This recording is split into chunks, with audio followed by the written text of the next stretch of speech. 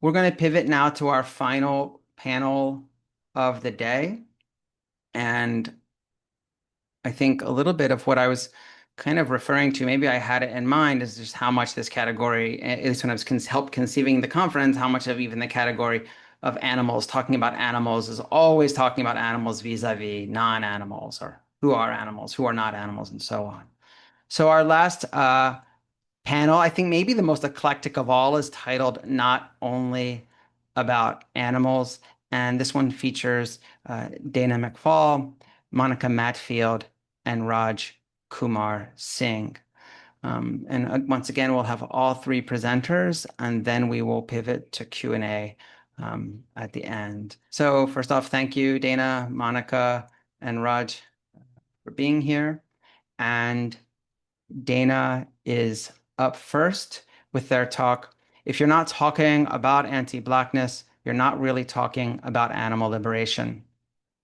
Dana is a passionate and thoughtful leader with deep experience in promoting justice for human and beyond human animals through education.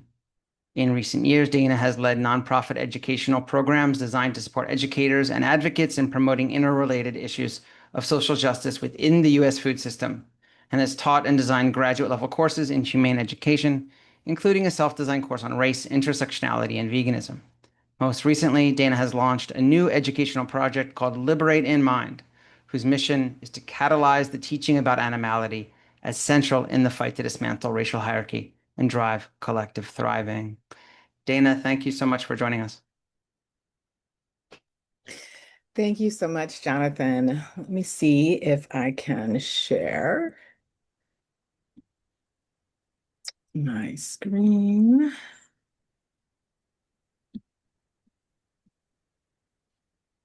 Okay. Can you all see it? Yeah, that looks good. Okay, great. All right. Well, thank you all for the opportunity to share my remarks with you today. I did have a slide where I introduced myself, but Jonathan's introduction was so wonderful, so I'm going to go ahead and skip that slide. Okay, so during my talk today, I'd like to invite you to engage in a conversation in your mind about the intertwined relationship between the social constructs of race and the animal, and the implications for the liberation of Black people and animals, especially in today's political climate. So to begin that conversation, I'd like to take you back to an incident that happened earlier this year.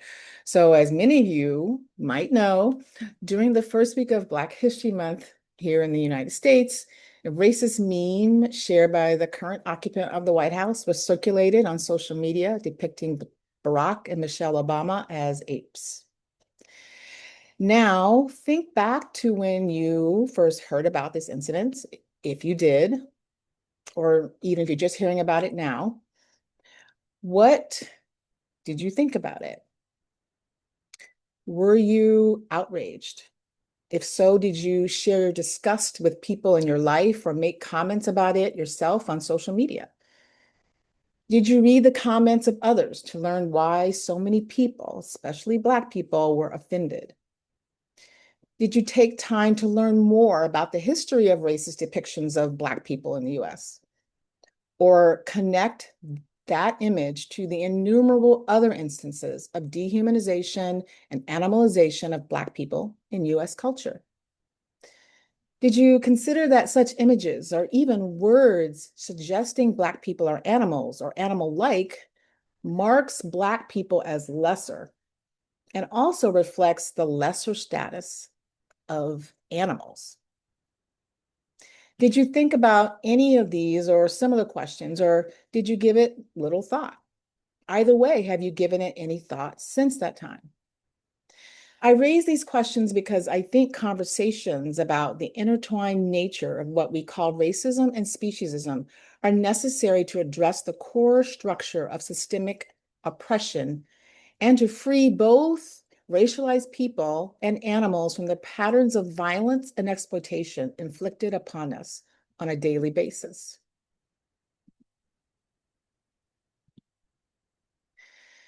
Now, according to an article about the incident that I mentioned earlier, there is a long history in the US of powerful white figures associating Black people with animals, including apes, in demonstrably false racist ways. The practice dates to 18th century cultural racism and pseudoscientific theories used to justify the enslavement of Black people and later to dehumanize freed Black people as uncivilized threats to white people. I'd like to take a deeper dive into that history for a moment.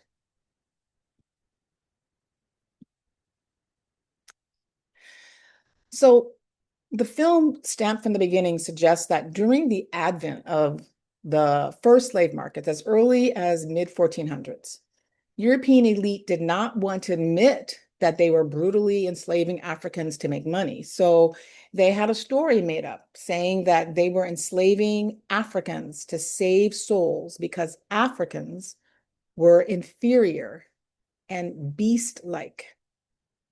In likening Africans, Black people, to animals, they developed this notion of Blackness.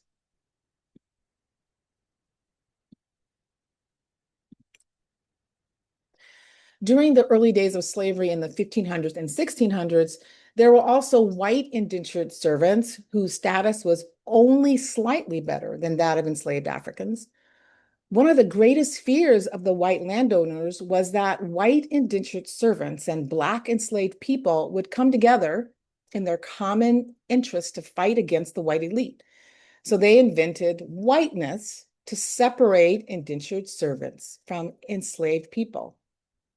According to a number of anti-racist scholars, the construct of race was originally invented to not only divide white European indentured servants from Black enslaved people, but also to establish Blackness as a mark of inferiority and of subhumanness or non-humanness. The construct of race and the status of Black people as inferior was codified into law through the slave codes, which provided for lifelong enslavement of Black people, classified enslaved Black people as property, and stripped free Black people of their rights.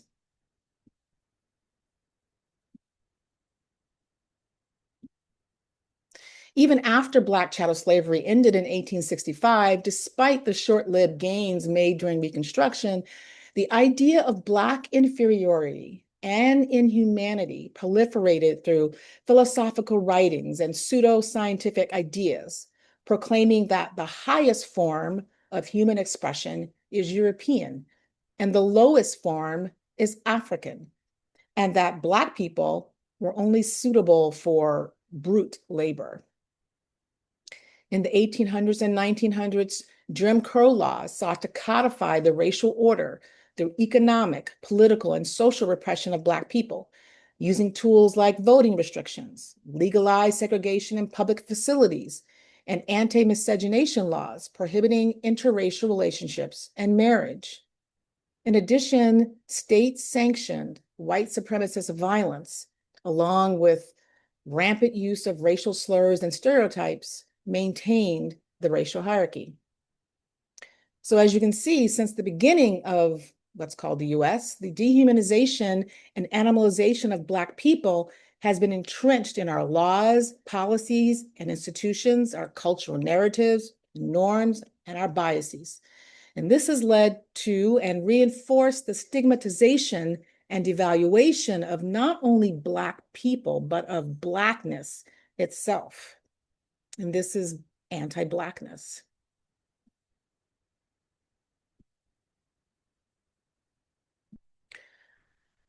So now, why is this history important for animal liberation? So vegans of color, like Afin Soko and Professor Claire Jean Kim, have put forth theoretical frameworks for understanding how racism, anti-Black racism in particular, and animal oppression should be thought about together and not as independent systems of oppression.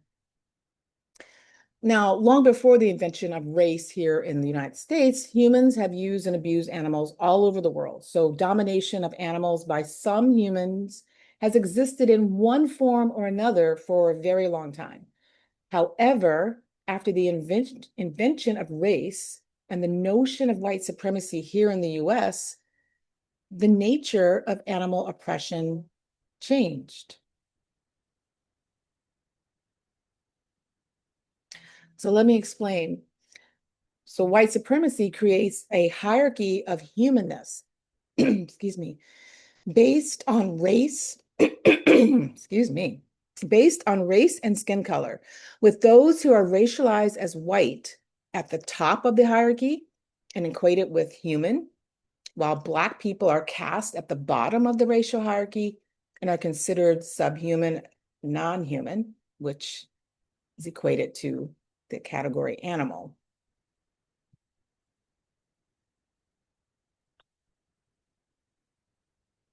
Now, at the same time, the Coe sisters in their book Afroism and others have suggested that white supremacy, by equating whiteness with humanness, also creates a human animal binary in which the conception of humanity and human is considered in opposition to the category of animal.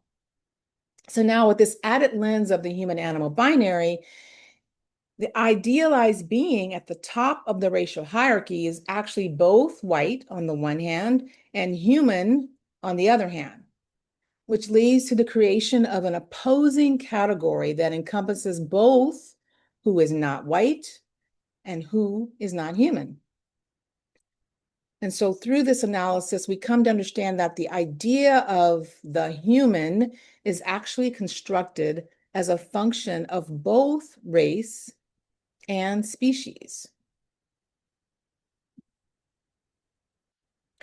In her piece entitled Murder and Mattering in Harambe's House, scholar and professor Claire Jean Kim argues that the idea of the Black and the animal were created with the other in mind and then converged. As Professor Kim explains in this quote, Blackness is a species construct, meaning in proximity to the animal, and animalness is a racial construct, meaning in proximity to the Black. And the two are interconstituted all the way down. In this sense, the anti-Black social order that props up the human is also a zoological order.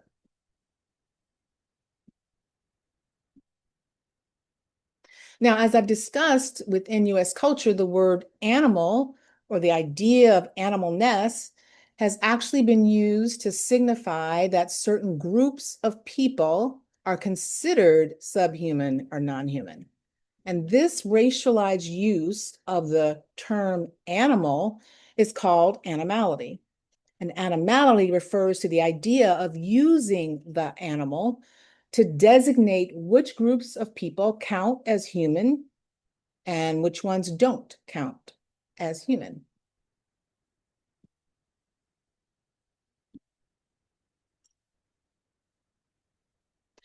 So in a webinar entitled Race, Conservation, and Human Dominion back in 2021, Professor Kim asserted that if we want to eliminate the human-animal binary and deconstruct the notion of human in order to save animals, we have to talk about both parts. Human as defined as not animal, and human as defined as not Black. In other words, we have to take anti-Blackness seriously. In my view, if we fail to do so, we fail to attack the core structure of the oppression that condemns both racialized humans and animals. Because animality reinforces the idea that animals themselves are less than human or not human. I believe that in order to achieve liberation for animals, we must completely dismantle the Eurocentric system of hierarchy that ranks certain beings as superior and others as inferior.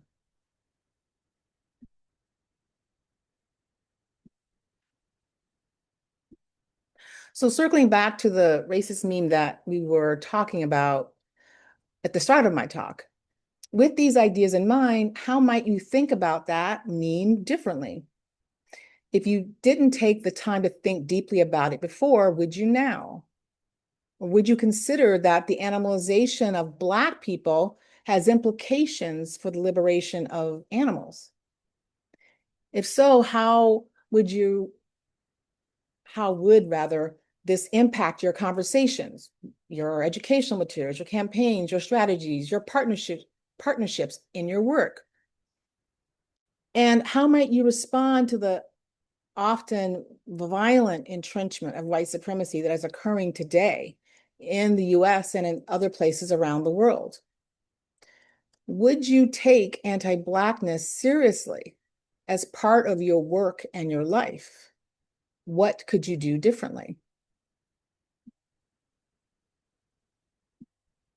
Now, I'm not suggesting that animal advocates or others compare the oppression of humans and the oppression of animals, which some have done in the past, because such comparisons have the effect of instrumentalizing, minimizing, or erasing Black oppression, both historically and today.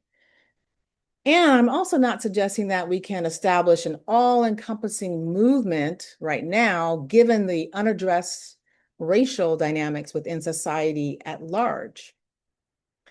Rather, I'm talking about speaking up and taking action in the face of the unrelenting anti-Blackness that is happening all around us. By deepening your own knowledge and understanding of anti-Blackness and white supremacy, and assessing your willingness and ability to divest from these systems, or centering the ideas and perspectives and lived experiences of racialized populations, especially Black people, in your work, including following, highlighting, and supporting the leadership of BIPOC-led organizations that are engaged in countering racialized systems, or using education as part of a cultural strategy to shift the ideologies and narratives at the root of human and animal oppression. You could participate in community building or cross-movement coalitions and trust-based solidarity in respectful and accountable ways, especially in the current climate where so many tend to work in silos and are often resistant to multi-issue advocacy, or where funders or donors might be unwilling to support efforts across a range of issues.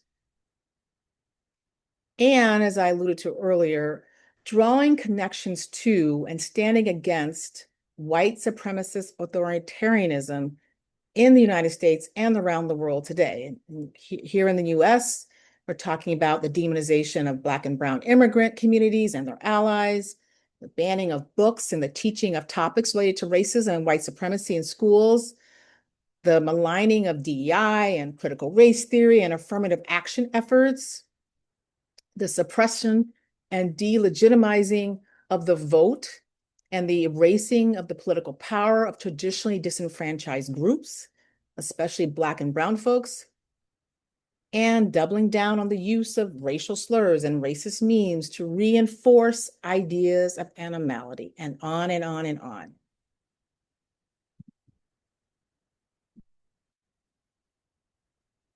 I think it's critical to educate about and discuss the human-animal binary, animality, and anti-Black racism more broadly with a wide range of audiences. By recognizing and challenging the broad landscape of white supremacy and its impact on both certain groups of humans and beyond human animals, there is an opportunity to move towards justice for all as one common undertaking.